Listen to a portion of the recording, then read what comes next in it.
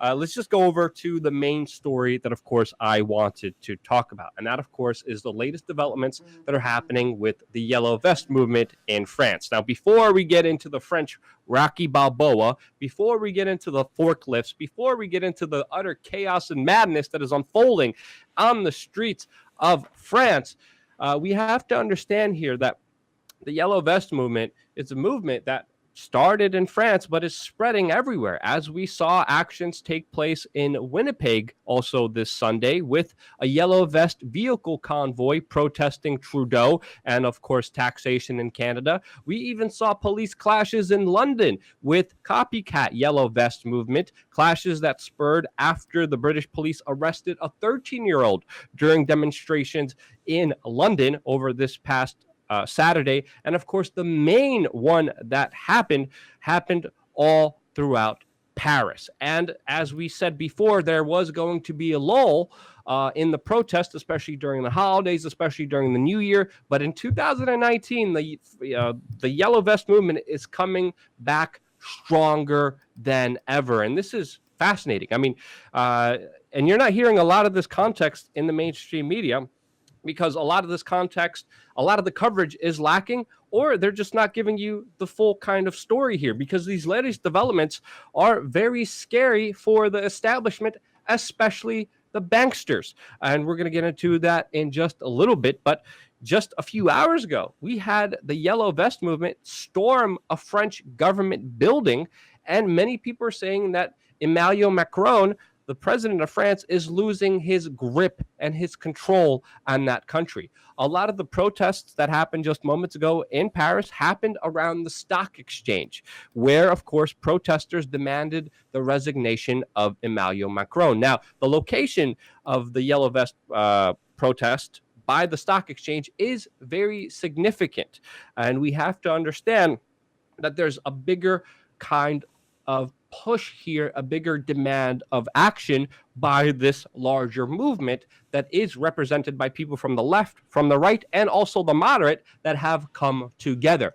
And as we know, if you're just paying attention even just a little bit to the economic news, you know that a 2008 style scale crash is coming very soon in 2019.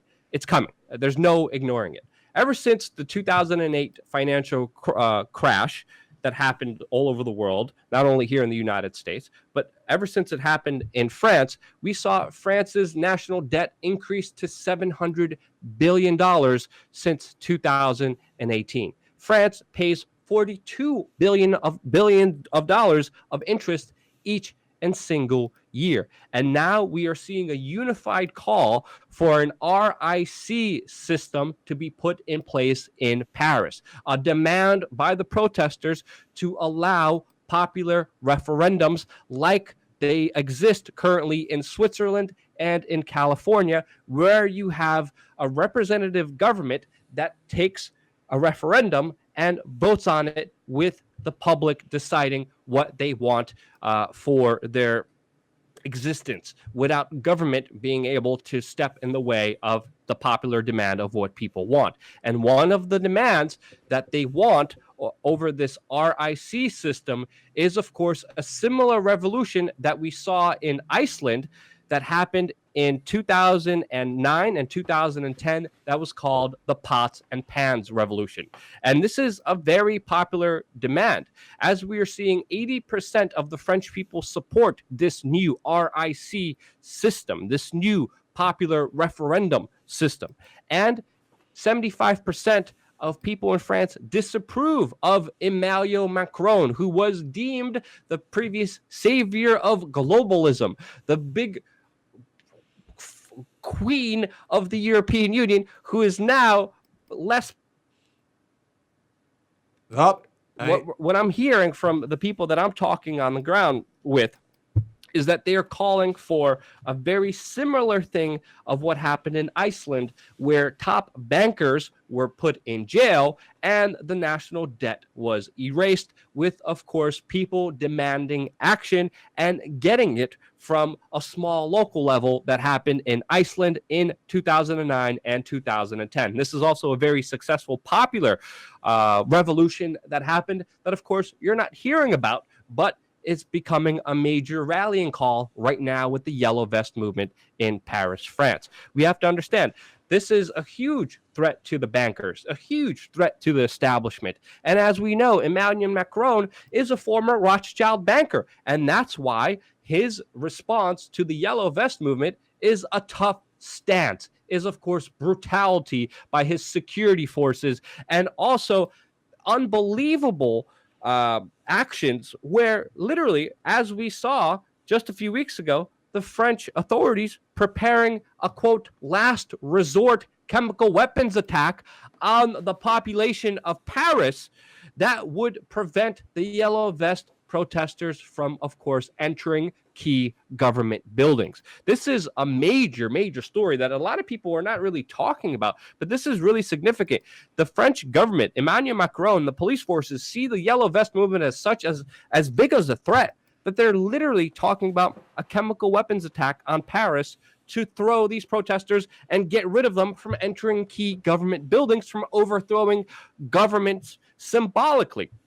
And this is huge. This is a chemical weapons attack that they're talking about would lead to debilitating effects on the population that can spread to 6 sizes of football fields in a matter of 10 seconds. A dispersant that hasn't been used before, and already they are using very strong dispersants, as I have witnessed, even with a gas mask and goggles, which have affected me severely when I was there covering it with just the basic tear gas. This is not even tear gas that we're talking about. These are chemical weapons that the French government has and has established and is ready to use if the Yellow Vest movement takes over a government building. And they're escalating these tensions, as we just saw one of the major organizers of the Yellow Vest movement just being arrested before the action that took place hours ago. And of course, the reaction of this was more protesters on the streets and the resurgence and the waking up of this movement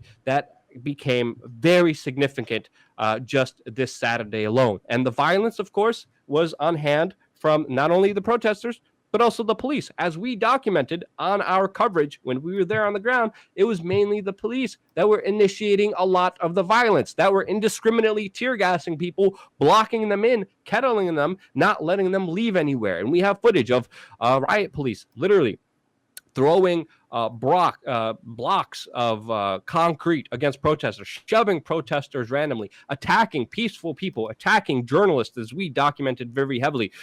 Severe injuries coming from the population, with the population responding more than ever, not only smashing cars, not only smashing government buildings, but also, as we just saw this past Saturday, bringing in evacuated from the back door, causing, of course, a lot of panic. There's also viral footage happening right now of the Rocky Balboa of Paris, literally doing a hurdle over a barricade, coming in and fighting back against the French police officers, which he was calling a coward for attacking people, which now, of course, there's a warrant out for his arrest, with his picture being predominantly showed everywhere. But a lot of people are seeing this man as a hero right now because, one, he's going to be severely punished, but he also responded to, of course, the suppression that the police were doing against these protesters that has been very heavy-handed.